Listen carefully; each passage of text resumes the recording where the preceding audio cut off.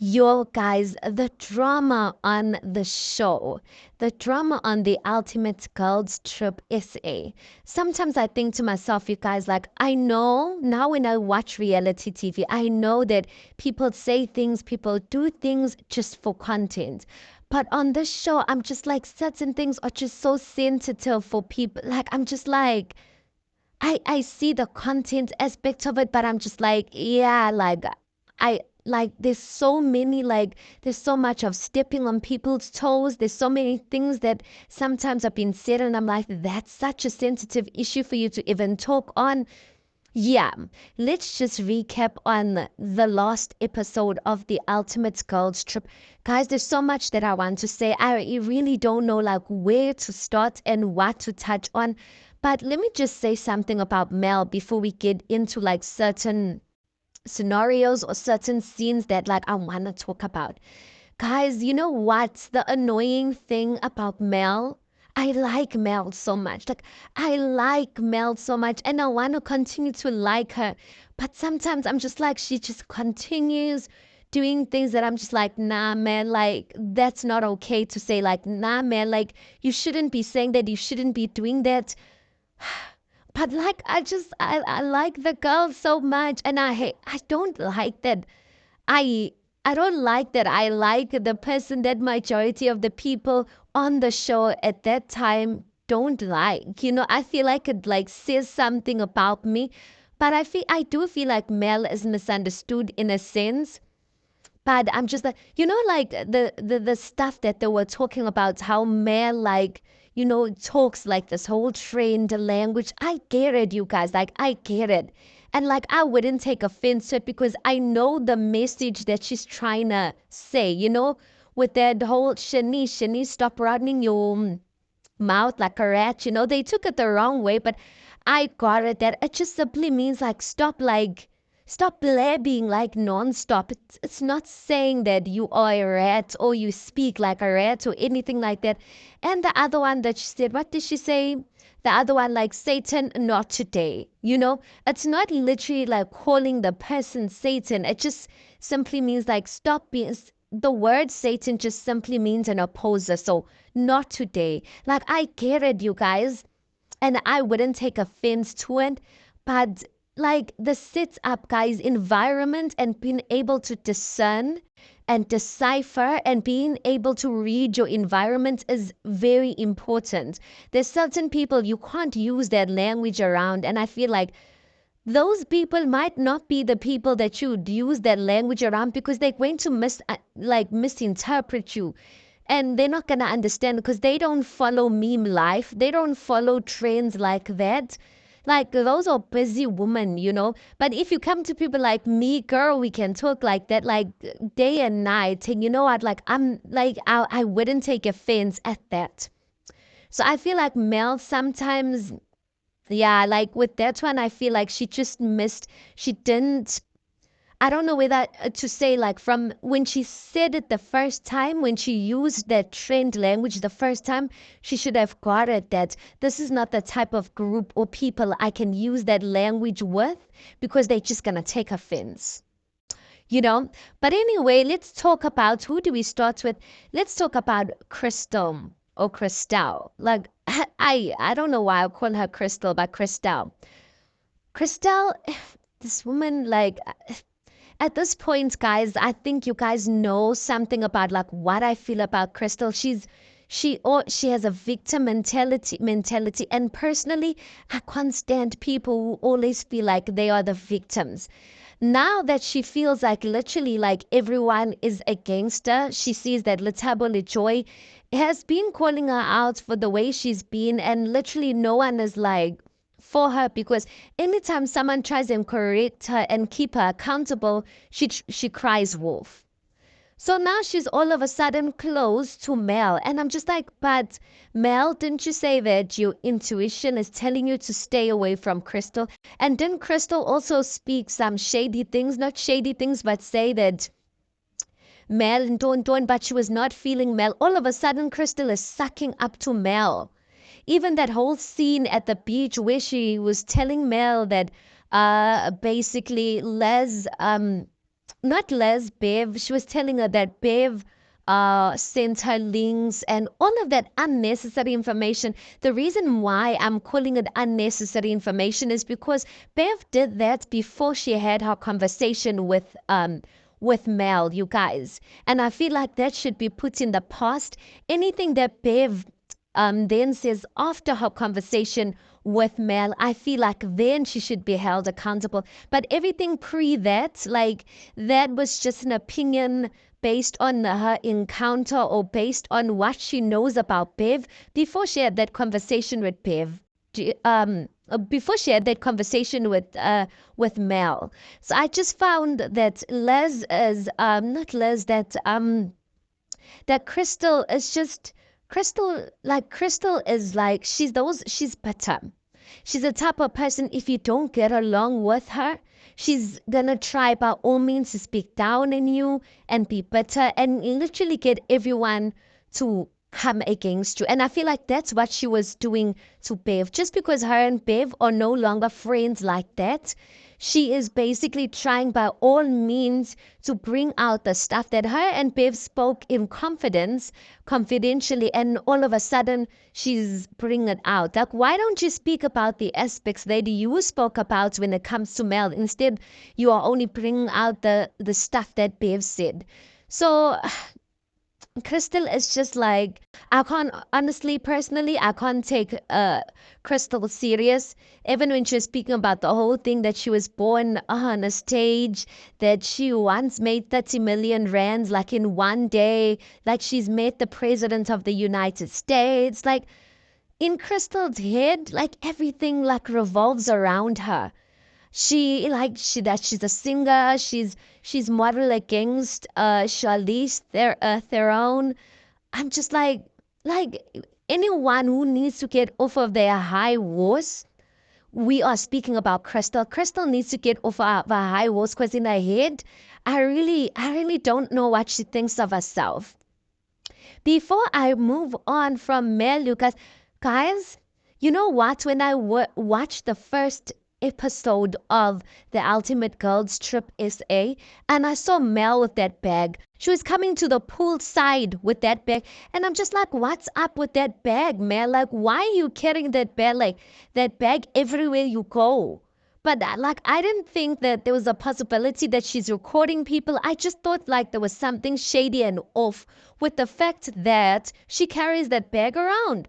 And then we hear from Beva's conversation with the rest of the ladies that apparently, you guys, that the ladies on Mel's season actually said that she has that thing that she actually records conversations, confidential conversations with the girls. She recorded them.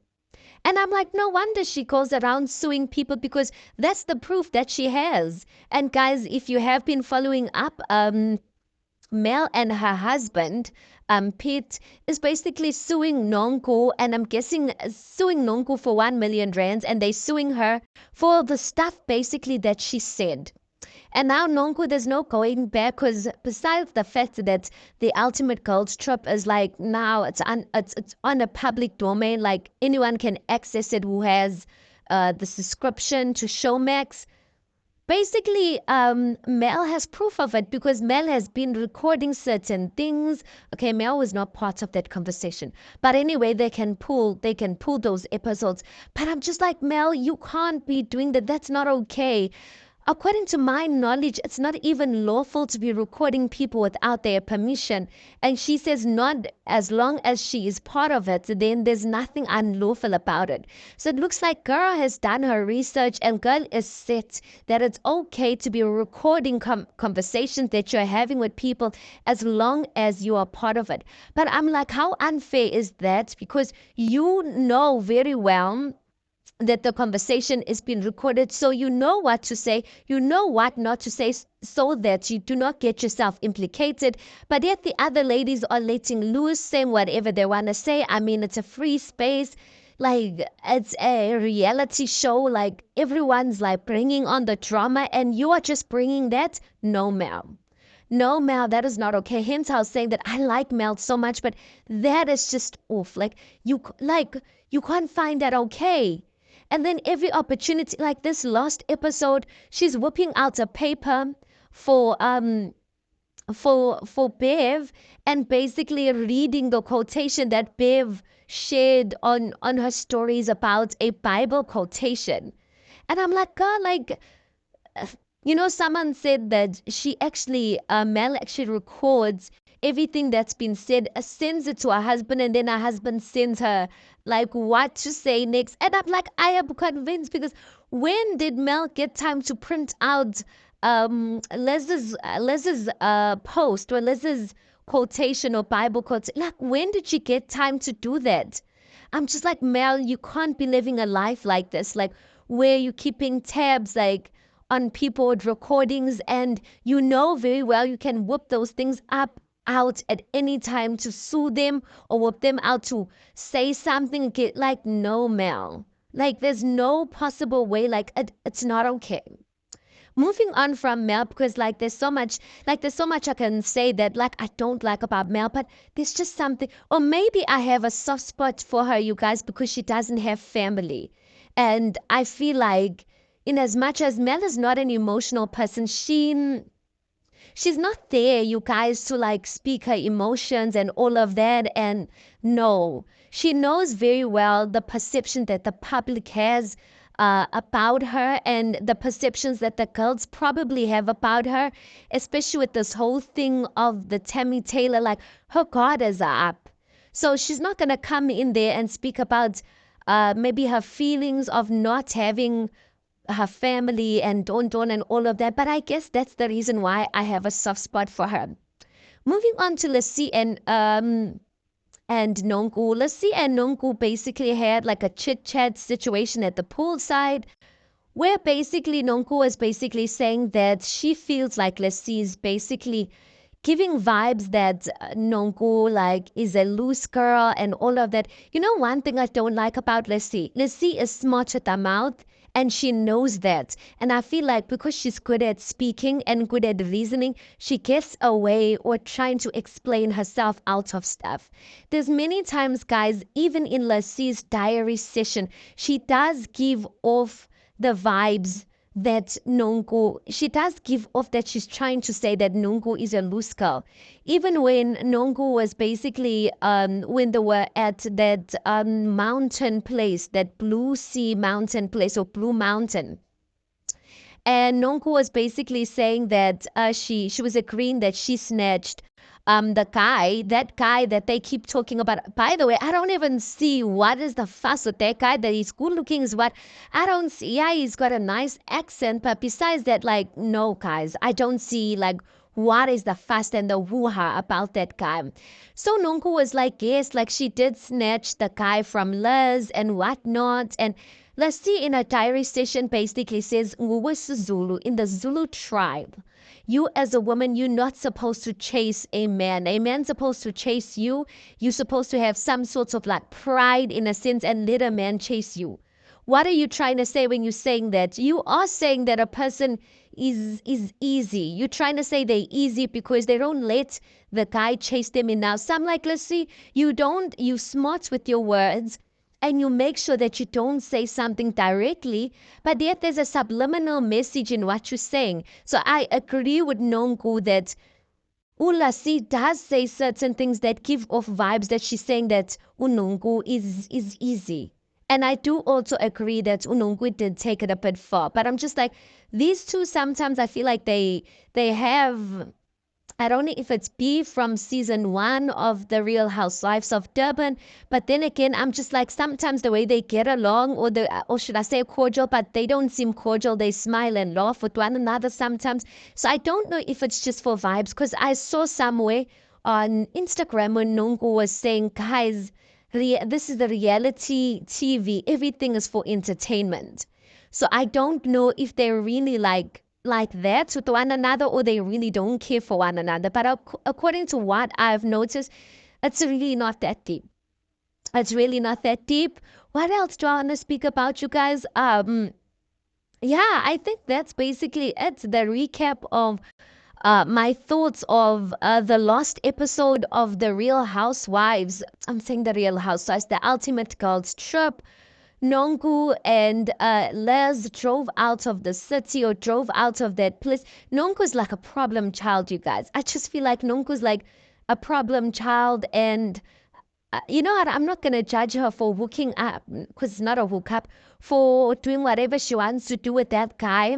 I mean, she's owning up to it. It's a different thing when a person's denying stuff. But if a person's owning up to it, it means that they see nothing wrong with that. And I guess to each their own, you guys. And yeah, guys, that is basically the recap. I don't think, yeah, like these ladies, the drama, you guys. And you know, sometimes I feel sorry for Bev, you guys. I do also have like a like a soft spot for Bev, and I think the reason why I have a soft spot for Bev is because of the whole thing that happened with her daughter in the last season, with her daughter having something with her ex or something like that. I just feel like I like as a parent, there must be so much pain that you must be dealing with.